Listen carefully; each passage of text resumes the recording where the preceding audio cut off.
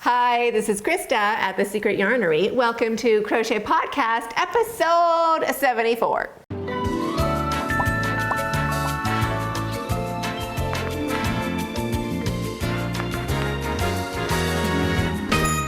Thank you so much for inviting me over. If you are new to this channel, my name is Christa and that is my Secret Yarnery.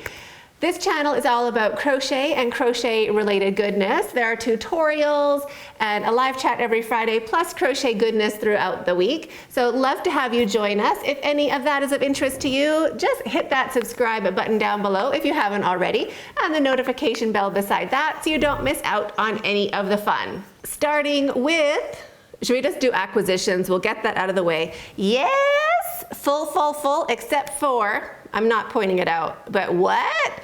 That yellow, that's kind of, I mean, it's a good place for my disco ball, don't get me wrong, but that could definitely use some fluffing up. So finished objects. Yes, my battery's gonna die, so if all of a sudden I'm in a different spot and it's like the sun is up to here, yep, change the battery.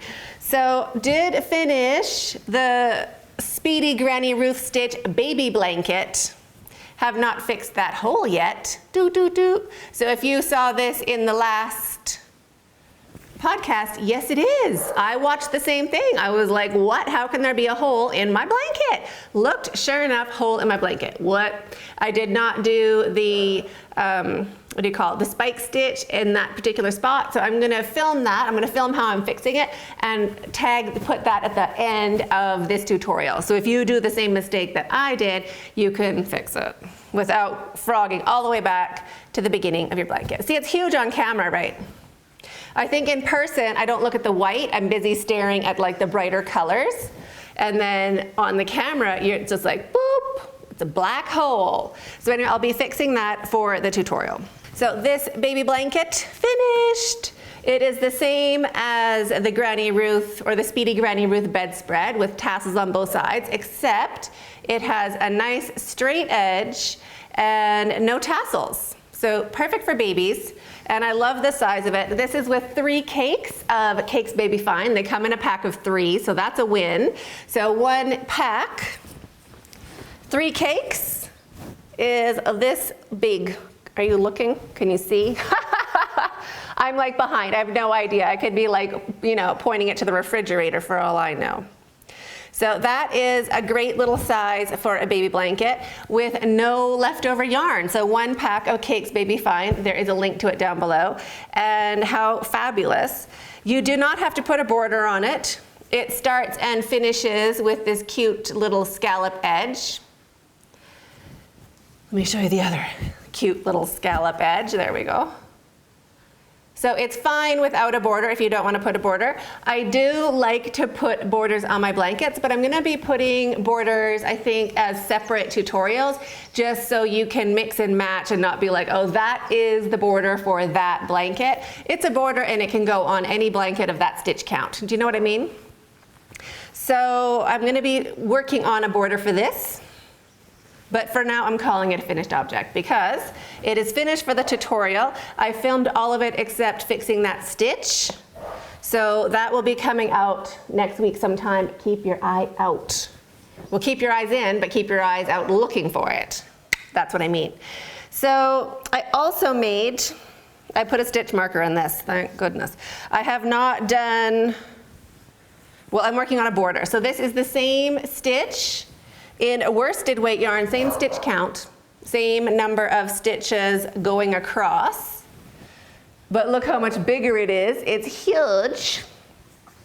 And I used a lot more yarn because I made it so wide, I didn't have enough. My 6 skeins of yarn were not going to be enough to make it rectangular shape, like, what do you call it? Portrait shape or portrait orientation. It would have been like a landscape, which just looks like you didn't have enough yarn. Do you know what I mean? So I used all the yarn I had in this periwinkle blue, this blushy neutral, and in this tan. Basically everything I had before I restocked in worsted weight acrylic, or size 4 if you are international. And I've started the border. So for all of my borders, I like to start with a single crochet and a chain and a single crochet and a chain, just to kind of pull down those sides so they don't stretch out. And it's also kind of hidden underneath, like I do it for the first row of the border. So you don't see it, it just kind of is a good starting place for whatever border you're gonna put on. And then I did 1 row of single crochet. Now, the dilemma is, I do have this yarn, which you saw in the unboxing if you watched it. I'll put the unboxing in the cards up above, is this snowflake. And if you look, it is blue, it's a lighter color blue. But you can see all those little flecks inside match the yarn of my blanket. Right? They're all in there. So I was like, that would be kind of a super cute border. Not terrible. I'm trying it. This is how I started to try it, which I liked. It was fine, it was good, but none of it was like, that's the border. It was like, well, I don't know, like I didn't. Anyway, but that's how I start. I do a section of whichever kind of stitch I think I'm gonna try, and then even at the end I went back for a second row thinking maybe if it's a wider border, I'll like it better. Anyway, that was just a sample just to try it out. Middle of a row, was never gonna keep it. I always do like to start in a corner, so that kind of hides my join. And I'm gonna frog this back too, but I've gotten closer to what I think I want the border to be. You can give me your opinion about it in the comments down below. So it matches, there's 2 different styles here, if you can see. So I like how it does the drop down. So I'm doing 2 double crochets and then a drop down into the space. That's how I started it. And then I was like, I don't want big holes, like I don't want the border being separate, because this blanket is like a solid blanket. It doesn't have big holes everywhere. So then I was like, what if I did my drop stitch down into the blanket? Let me see that. So now this is how I'm gonna do it. So there's no, I'm gonna frog it back again, oops, and get rid of these holes here on the side. So it'll be nice and tight for the border. And then I'm not sure what I'm gonna do, if I'm gonna do a second row of it, or maybe go back to the cream for the 3rd row, or pretend it's finished. Not really sure. And with this snowflake yarn, most of those little pom-pommy Q-tippy bits tend to pop up on the back side. So that's a little tip if you are working with it. But I do really like it. I'm just not sure if it's too like bright.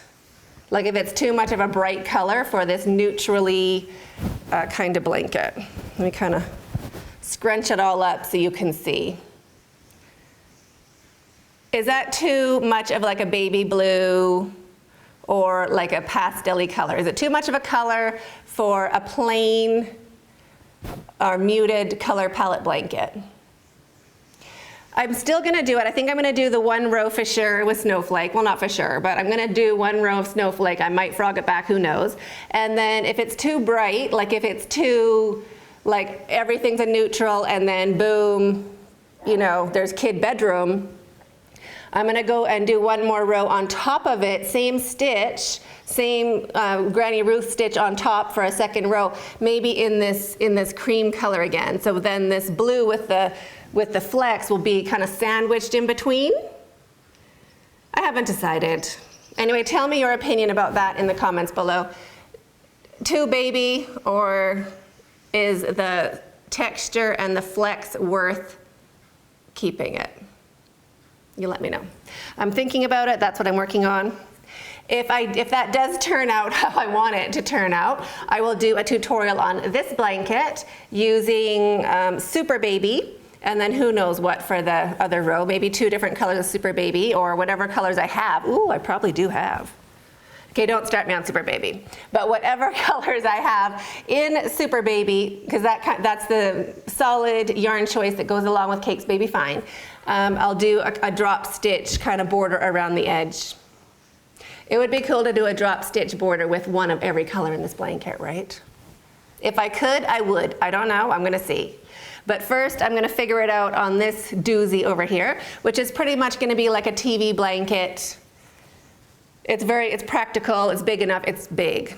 40 inches by 60 inches, not including the border. 40 by 60, yeah.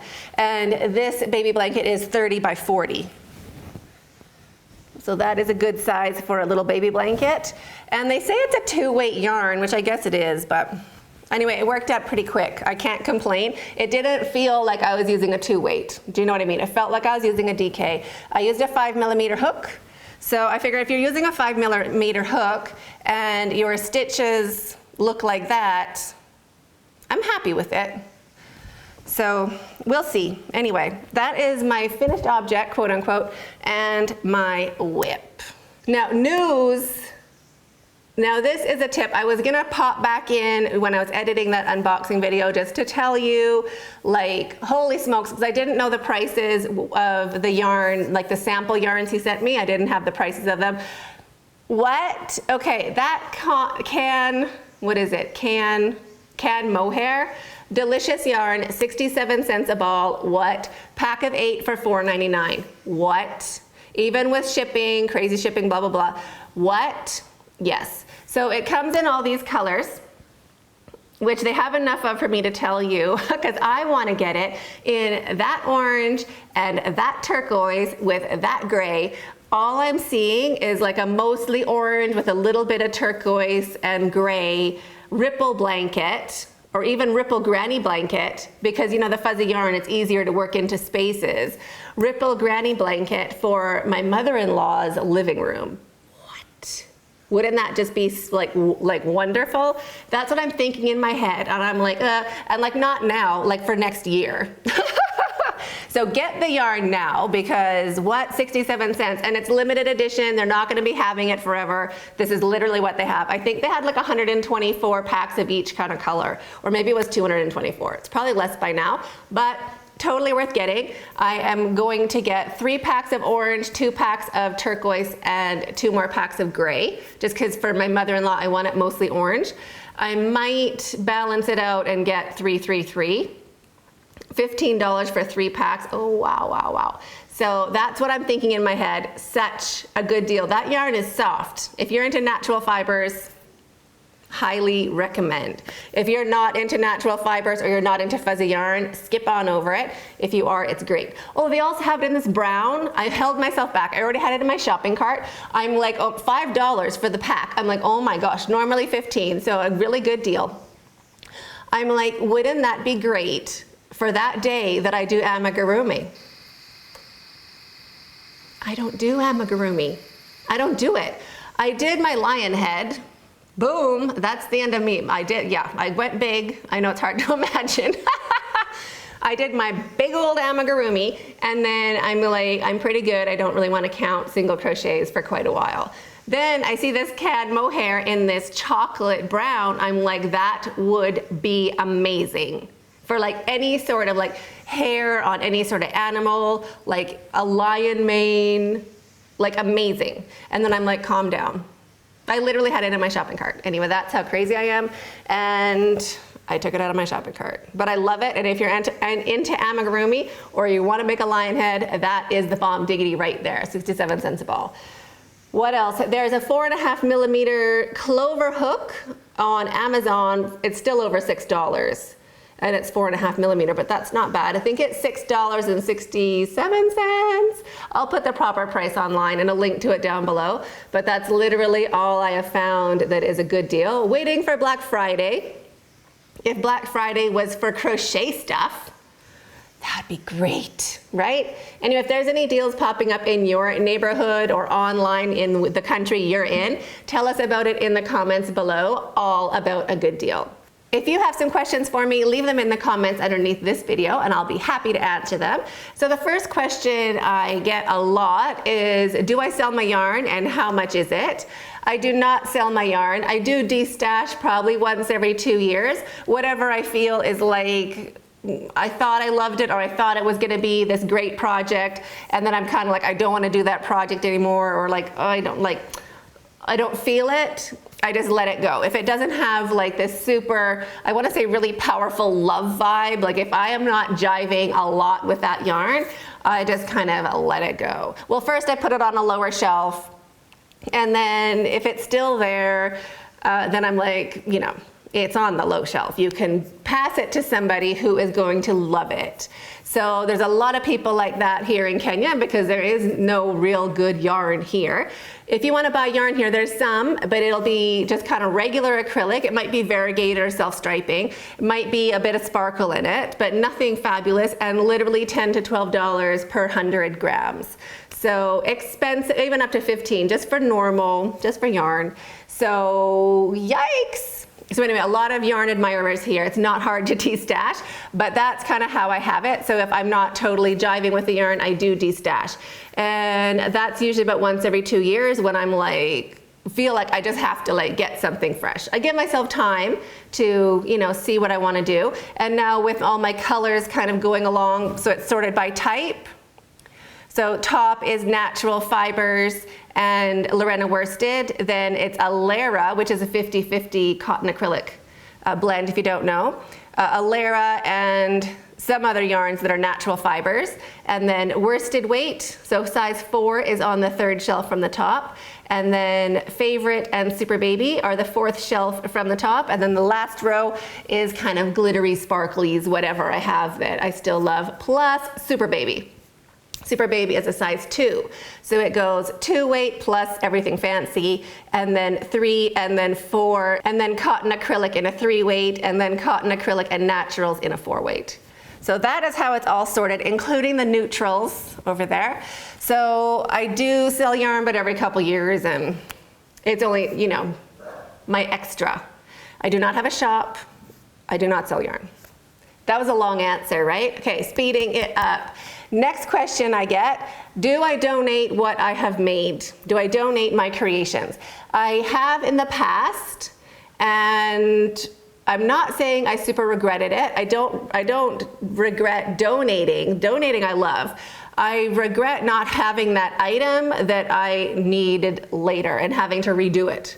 So the gist of it is, I love to donate. I do not donate what I have done a tutorial on because, number one, and I know some of you all know this, I'm not that tech savvy. I'm struggling with photography. I struggle to get that information in my head. Someone will tell me, do this, do that, do this, and I can get the 3 steps down, but then if I have to do the steps again in a different order, I'm like, what? Like, it takes me a long time to get those technical details into my head. I don't know why, but I have some sort of mental block. So I'm not in love with any of my photographs. I aspire to be in love with my photographs one day. Like if I could buy a camera that did the work for me, which there probably is, Mary hooked me up, I would do that. Mary's son has helped me a lot with my photography. He's probably really tired of my bad and very basic questions. However, I keep the things I've made a tutorial on because I want to one day take proper photos of them. And if I do not have the object or the blanket or the stocking or whatever I have done in the tutorial, then I can't redo that photo once I get better at photography. Do you know what I mean? I did one pattern back in the day for a basket and was so tired of making the basket by the time I was done. Taught it to my students back when I was teaching, like, you know, classes in person. And then the next week, one of my students loved it, and I was like, please take it, like, just take it and go. And then I was like, oh, I need I need a picture, and I had to do the basket again. So that was my not fail, but my realization that it is not just, like, it's, you know, it's crochet, but it's also like photography, videos, editing. It's a bigger thing. So I do keep the crochet items that I have tutorials for sure, because whew, that was a learning curve, we can call it that. Another question I get is, why ice yarns? Do I only like ice yarns? Do I only use ice yarns? Does ice yarns give me all this yarn? Okay, let me just start in the beginning of that one. I love ice yarns. I found them by fluke of nature, just kind of trying to search for yarn living in this country. So I was Googling manufacturers because that's what I like to do. I like to buy in bulk. So I Googled manufacturers, found one in Turkey. They had a website with cheap yarn. I was like, boom, sold. Took me a year or two to figure out what I totally liked and how to shop on there. A year, it took me a few years. This shipment here I'm happy with. I think that was proper shopping. Like get what you need, not, you know. Anyway, long and short, found icy irons online, tried them. Everything arrived, which was my first thing that I didn't think was gonna happen. I thought everything was gonna kind of like just not arrive. Everything totally arrived. Everything was exactly as described. The colors were everything perfect. And then I started ordering more and more. I was also ordering from the US at that time. I had bought some Lion Brand and some Red Heart. By the time those yarns were imported into Kenya, they were all well over $10 a skein, just because of our customs and duty and taxes and shipping. I pay the cheapest shipping I can get is $15 a kilo, plus, you know, administration fees and delivery and the rest of that. So it is not cheap to get anything from the US to Kenya. As you can imagine, other side of the planet, it does involve, you know, fuel and labor. So I mean, I get that. And then ice yarns would come for a fraction of that. Shipping's half price because it's closer to Kenya, and it was cheaper yarn to begin with. So I was like, what? So that ended my shopping for yarns in the West, just based on shipping and physical price of the yarn itself. So I do like other yarns. I just can't justify paying for them because ice yarns has identical, if not comparable, if not better, yarns for less money, even after I bring it into my country. So that is why I like ice yarns so much. Plus now I also feel like I know their website well enough, and I know I've tried enough of their yarns to know this yarn is like, I know what they say. Like I know what air means, I know what baby means, you know, so mental note to self. Don't get anything that says air, because it does not mean fluffy like a cloud, and do get everything that says baby, because that does mean fluffy like a cloud. So I'm just comfortable shopping there, and I cannot beat the price. It's great yarn. So that is how I do it. I pay shipping no matter what, so that shipping doesn't freak me out. I'm used to it. I know where I live, and I know it's not in Turkey. Just saying. So what else? Is that all I have? Oh, news of the week. That was news of the week. Putting that away was news of the week. I stood there and I'm like, that orange is wrong. It took me like half an hour to figure out where the orange was supposed to go. Crazy. Anyway, I think I almost have it. There's a couple spots that I know I still have to fix a little bit, but I'm pretty happy with how it is right now. I find it awesome, and I do have, you know, that little hole. That was alarming. The next morning I woke up after unboxing and putting everything away. I came down, had my coffee, was looking, and I was like, like I just ordered all that yarn, and how on earth do I not have yellow in a 4-weight? Like, how did that even happen? So if you are working on your yarnscape and want to display your yarn in a pretty fashion, this is my hot tip for you. This is a bookend, like they call it library bookends here. They're metal. Just those ones you used to have at school back in the day. They work wonderful for like pushing your yarn, like making it all stand up super cute and being like very attractive looking. If you can find these, they are a lot cheaper than those fancy ones you get on Amazon. These are $2 here for me to buy, $2.32 with tax.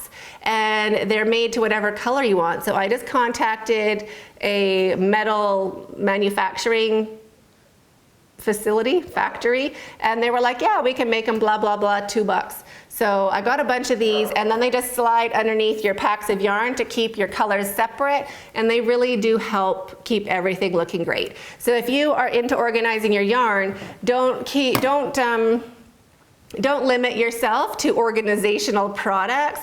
Go for these library kind of things. Go for library bookends. They are cheap as chips and they work great. You can even just spray paint them yourself at home, just saying. They're amazing and so much more economical than buying like those fancy shelf dividers, which are really expensive. Anyway, that's my other little hot tip of the week. So if you have any other questions for me, leave them in the comments underneath this video. I'll be happy to answer them. And if you want to see what I'm up to throughout the day and throughout the week, head on over to Instagram at Secret Yarnery or Instagram.com/Secret Yarnery. I'm over there posting little pics of what I'm up to and fun things like that. Love to have you join us over there. And that's about it. So have a super great day. We'll see you in the next video and stay hooked.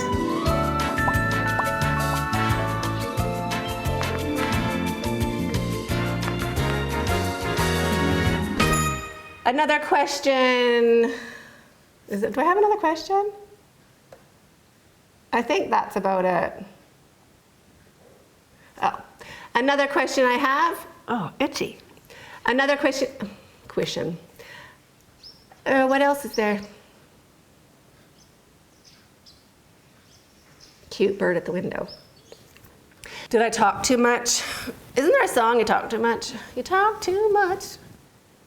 Is that Huey, what? Huey, Dewey in the news? What? I'm having like a 30% flashback, so I don't know where the other 70% is, but if you know that song, let me know what is even going on. Old age, clearly. Anyway.